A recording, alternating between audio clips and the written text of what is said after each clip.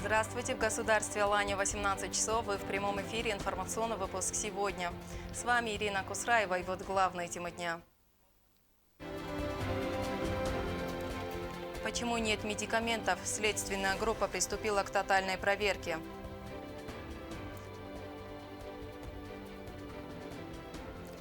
Приоритет – борьба с незаконным оборотом наркотиков. МВД отчиталась о проделанной работе. Легенда Остинского театра. Ахсару Ванееву 70.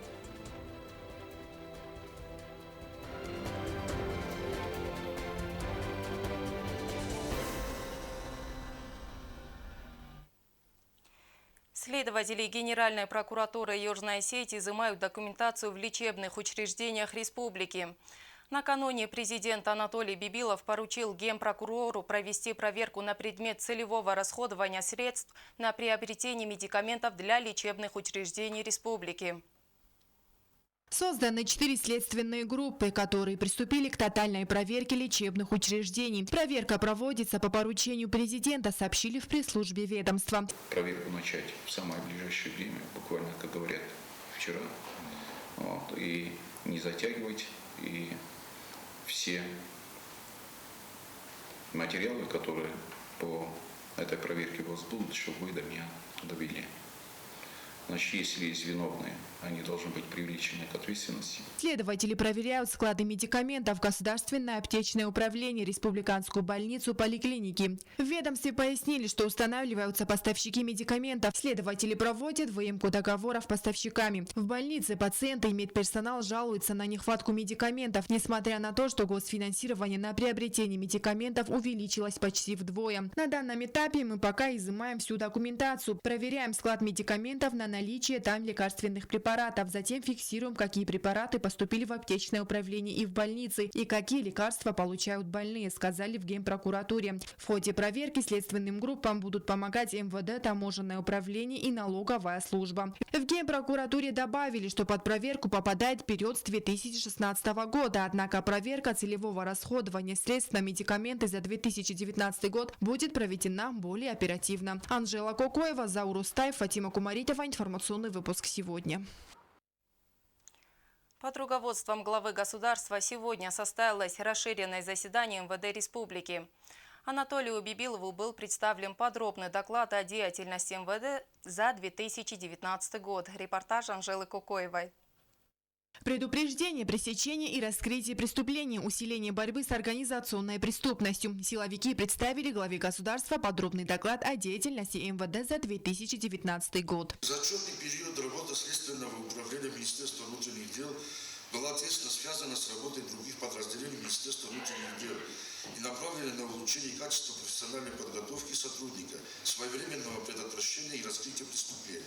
За 2019 год следователями Следственного управления было принято к производству 147 уголовных дел против 138 уголовных за рабочий период 2018 года, среди которых 27 дел остаток на начало отчетного периода.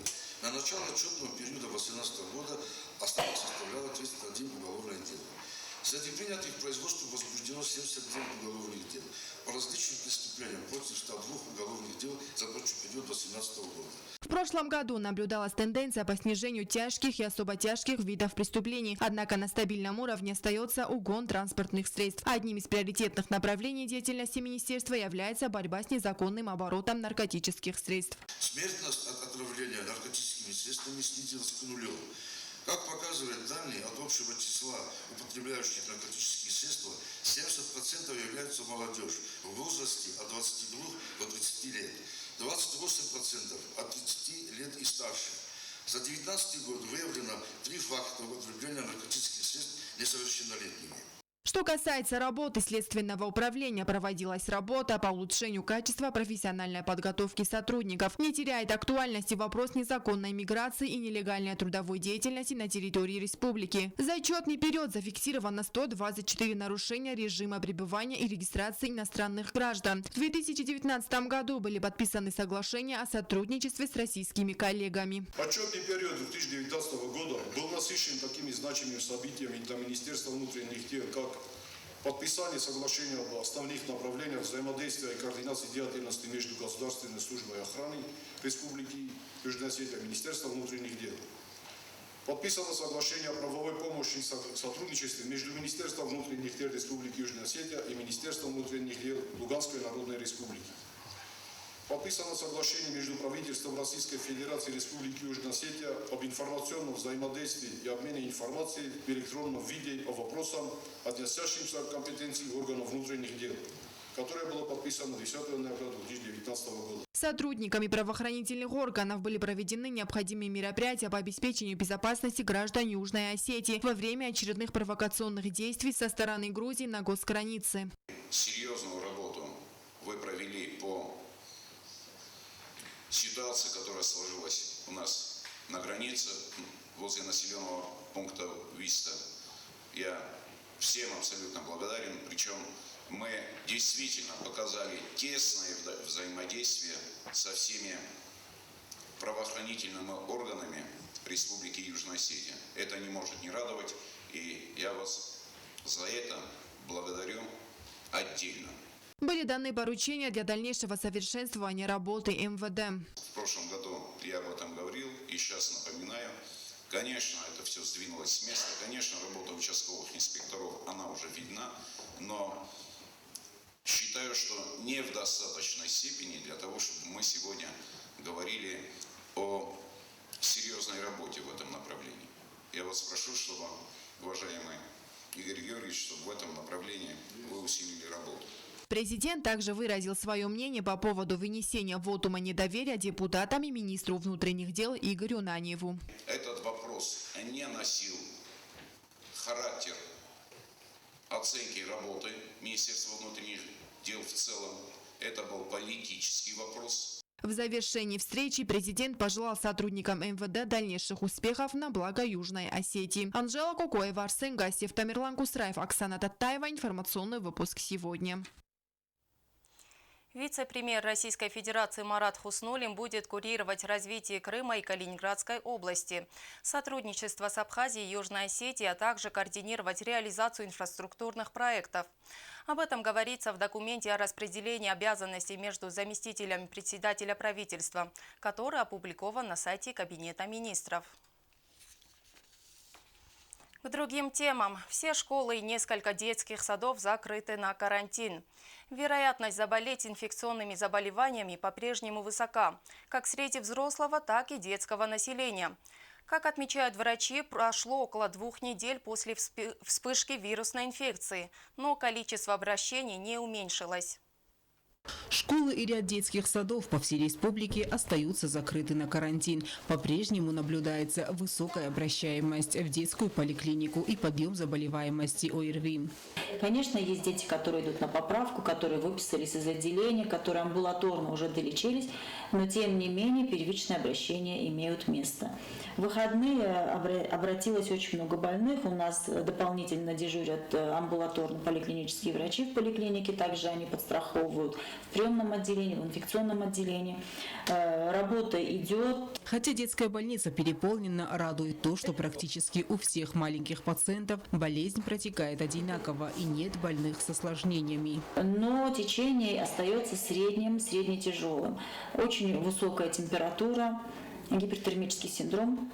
Могут быть, вирус вызывает носовые кровотечения, могут быть боли в ногах.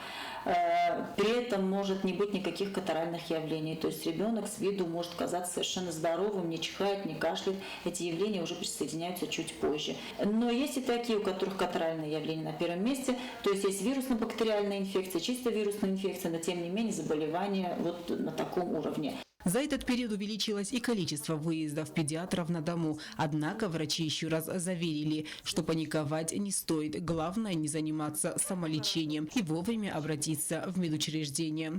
Алена Утаева, Заур Устаев, Фатима Камаритова. Информационный выпуск сегодня. Подводя итоги 2019 года, продолжаются отчеты Кабмина главе правительства. Эрик Пухаев принял министра образования и науки Натали Гасеву. Она подробно рассказала о достижениях в прошлом году и намеченных планах на текущий год. Мы по-прежнему будем работать над тем, чтобы повышать уровень образования и создавать все условия для организации результативного образовательного процесса, сказала министр. О чем еще говорили в репортаже Марианны Чочиевой. В составе расширенной коллегии директора школ, заведующие детсадами, начальники РУНО. Министр образования Наталья Гасиева представила краткий отчет проведенных мероприятий за минувший год. Также министр рассказала о целесообразности использования выделенных финансовых средств. Лимиты бюджетных обязательств аппарата министерства и подведомственных организаций составили 292 миллиона 966 тысяч рублей и были освоены на 98,2%. То есть финансирование составило 287 миллионов 587 тысяч рублей. Программа духовно-нравственного воспитания была освоена на 97,8%. Из 15 миллионов 911 тысяч рублей было профинансировано мероприятие на сумму 15 миллионов 566,3 тысячи рублей. Субсидии частным образовательным организациям были исполнены в среднем на 95%. В том числе по гимназии РУХС освоение составило 93,4%, а по школе Эрудит 99,2%. Средства резервного фонда президента освоены на 94,2%. Из 11 миллионов 578 тысяч рублей профинансировано 10 миллионов 901 тысяча рублей. Средства резервного фонда правительства освоены полностью. Все 17 миллионов 53 тысячи рублей. Далее собрание продолжилось в формате вопрос-ответ. Среди прозвучавших вопросов один из насущных. Когда же поднимется заработная плата у преподавателей? Переходим, в 2020 году на уровне 2018 года северокавказских регионов. В 2021 году уровень зарплаты будет на уровне 2019 года, а в 2022 году на уровне 2020 года северокавказских регионов. И затем уже этот процесс будет продолжаться. То есть Эрик Пухаев выразил свое возмущение по поводу того, что подрастающее поколение все больше отвлекает свое внимание во время образовательного процесса на гаджеты. Да и что говорить о школьниках, когда и взрослым трудно удержаться, чтобы лишний раз не прошерстить социальные сети. Поэтому будут приниматься дисциплинарные меры. Председатель правительства выразил свою благодарность за активную деятельность образовательных учреждений и в целом был удовлетворен работой министерства. Марианна Чочиева, Сармат Гузитаев. Информационный выпуск сегодня. Администрация Дзавского района окажет помощь семье погорельцев. На днях в селении Борджонис Дзавского района из-за неосторожного обращения с огнем сгорел дом. К счастью, обошлось без жертв. Хозяйка дома, 80-летняя Анна Джиоева, вовремя выбежала из горящего дома. В настоящее время ее с внуком приютили родственники. Подробности в нашем следующем репортаже. 27 января в селении Борджинец Дзавского района сгорел дом. На место происшествия прибыли эксперты МЧС для выявления обстоятельств возгорания. По предварительной информации, причиной пожара стало неосторожное обращение с огнем. В 20:45 в МЧС поступил вызов. На место происшествия незамедлительно выехали пожарные расчеты. Однако пламя быстро распространилось на весь дом. Домовладение и все имущество полностью сгорели. К счастью, обошлось без жертв. В это время в доме находилась пожилая женщина. Она успела выбежать. Сейчас администрация Дзавского района решает вопрос по оказанию помощи погорельцам. Мы окажем помощь погорельцам, сделаем все, что в наших силах. Правительство выделило для них 100 тысяч рублей. Семья Джоевых получит эту помощь. Мы поможем им и с техникой, и с рабочей силой. Но, к сожалению, с силами администрации мы не можем построить им дом. У нас нет таких финансовых средств. Как утверждают соседи, они поздно увидели пожар. Пожарников вызвали, когда пламя перекинулось на весь дом. Анжела Кокоева, Регина Черткоева, Аида Кочева, Фатима Кумаритова. Информационный выпуск сегодня. После многочисленных обращений жителей многоэтажки на улице Юрия Лужкова столичные власти приступили к ремонту кровли дома. В дождливую погоду затапливались квартиры верхних этажей. И, наконец, мучениям жителей придет конец. Работами занимается ЖКХ города Цхинвал. Стелла Бязрова подробнее.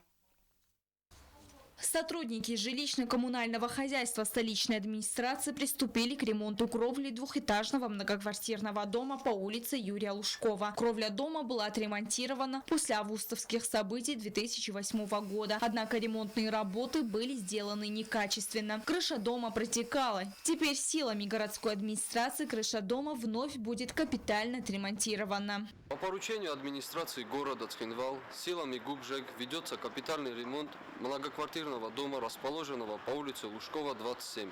Кроме кровельных работ, в многоквартирном доме планируют поменять двери в подъездах, установят железные подъездные двери, а также заменят окна. Жильцы дома рады тому, что наконец им не будут страшны дожди. Они добились результата после многочисленных походов и обращений в соответствующие инстанции.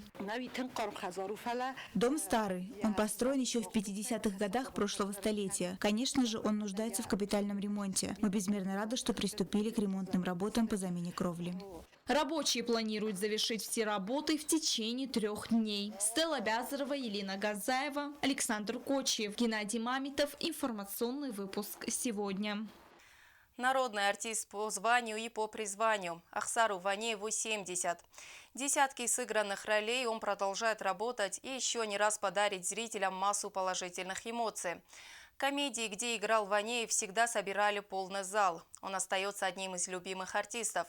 Его выхода на сцену по-прежнему ждут театралы. Юбиляра будут поздравлять всем коллективом. В Госдрамтеатре пройдет юбилейный вечер. Эльвира Тибилова подробнее.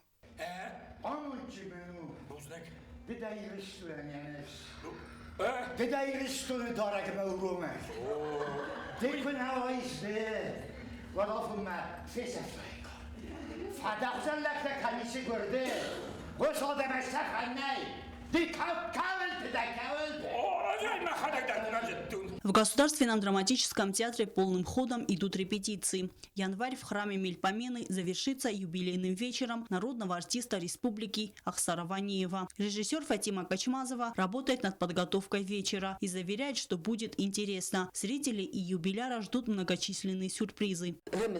Мы вспомним лучшие спектакли, в которых играет Ахсар Ванеев, благодаря которым его полюбил театральный зритель. Робинзон, Тарас и Канчита. Из этих спектаклей мы взяли отрывки и представим их зрителям. Вас также ждут неожиданные и приятные сюрпризы. Приходите обязательно. Ванееву 70, а он все так же энергичен и готов по максимуму выкладываться на сцене. Молод не по годам, отзываются об артисте друзья и коллеги. Он посвятил себя неустанному служению Остинскому театру и национальной культуре. Творческое великолепие, яркая сценическая жизнь, десятки режиссерских работ. Артист большой буквы, для которого сцена – смысл бытия. Во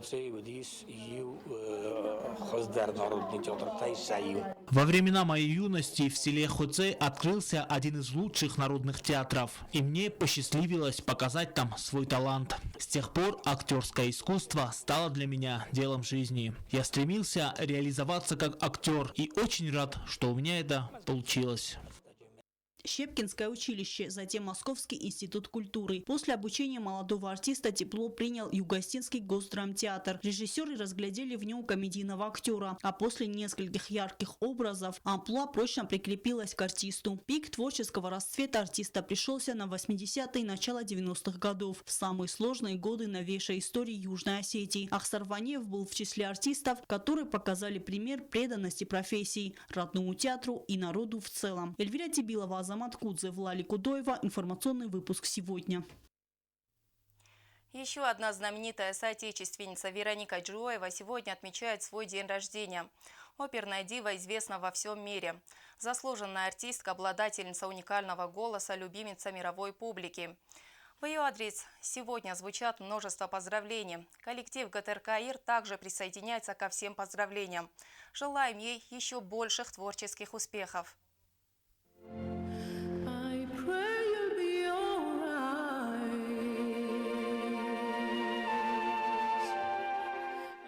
Ей покорились лучшие сцены. Каждый ее выход на подмостки, будто в России, Испании, Германии, Японии, зрители всегда встречают бурными овациями. Вечер с Вероникой Джуоевой всегда завершается триумфально, а крики «Браво!» еще долго не умолкают. Сегодня оперная дива принимает поздравления с днем рождения. Обладательница божественного сопрано Вероника Джуоева свои первые шаги в мир большой музыки начинала здесь, в Цхинвале. Первые учителя и первые достижения. Позже Вероника продолжила обучение в Северной Осетии в училище искусств имени Валерия Гергиева. Затем окончила консерваторию в Санкт-Петербурге. Благодаря таланту и трудолюбию Вероника стала одной из самых выдающихся, востребованных и признанных мастеров оперного искусства.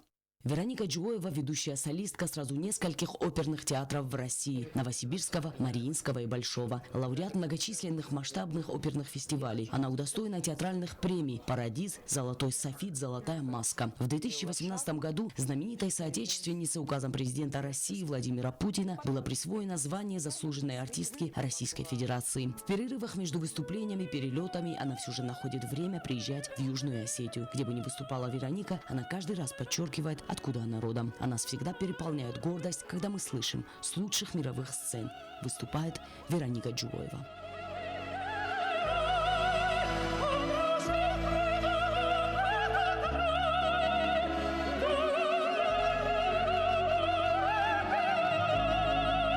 Оксана Джуоева, Фатима Кумаритова, ГТРК ИР. Информационный выпуск сегодня. И это пока все новости. Спасибо за внимание и до свидания.